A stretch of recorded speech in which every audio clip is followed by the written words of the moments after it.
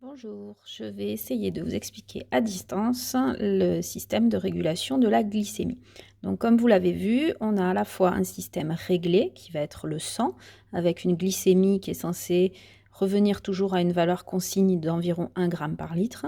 Et on a un système réglant qui est constitué par d'une part le pancréas qui va être l'organe qui va donner l'ordre de réglage, et ensuite des organes récepteurs effecteurs, c'est-à-dire qui vont recevoir l'ordre et agir pour assurer la régulation de la glycémie. Donc ces organes effecteurs, ce sont à la fois le foie, les muscles et le tissu adipeux. Donc on a deux cas, deux situations. Donc première situation, quand vous êtes en hyperglycémie, par exemple, après un repas. Donc suite à une hyperglycémie, vous allez avoir la glycémie dans le sang qui va augmenter.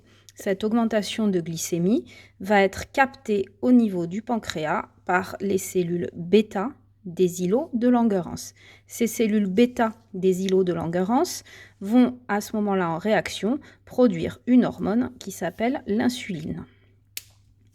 Et cette hormone, donc l'insuline, comme vous l'avez vu, elle va avoir des récepteurs et elle va agir sur le foie, mais aussi sur les muscles et également sur le tissu adipeux.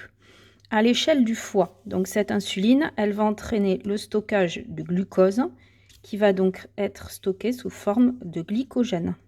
On va retrouver exactement la même chose au niveau du muscle, donc le glucose qui va être stocké sous forme de glycogène. Au niveau du tissu adipeux, l'insuline entraîne le stockage du glucose qui est transformé et stocké au niveau donc, des adipocytes. Ce stockage du glucose, qu'est-ce que ça va entraîner? Ça va entraîner une baisse de la glycémie et donc un retour à la valeur consigne de 1 gramme par litre. Voilà pour ce qui est de la régulation de l'hyperglycémie.